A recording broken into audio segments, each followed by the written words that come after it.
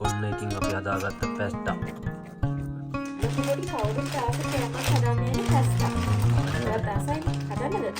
අතමුක බලන්න ඉතින්.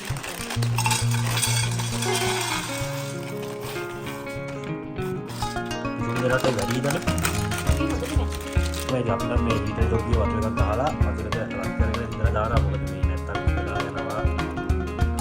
දැන් මේ ලොකු රත් කරගෙන ඉඳලා මේ තමයි දාලා මේක තඹ ගන්න. ඔන්න ඉතින් පැස්ටා එක මේ තඹ ගන්නවා.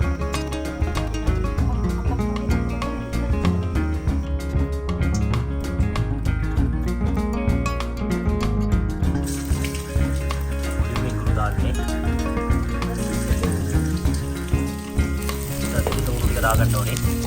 දාගන්න අපි. ඉතරයක් අපි දාගන්නවා.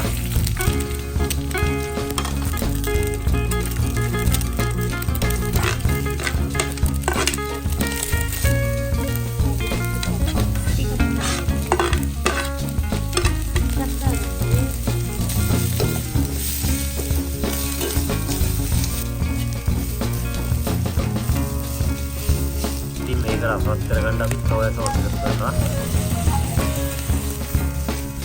තම්බගෙන ඇල්ලතුරේ හොදගත්ත පැස්ටා ටික එළවලු එක දාලා අවුල් කරගන්න තමයි තියෙන්නේ.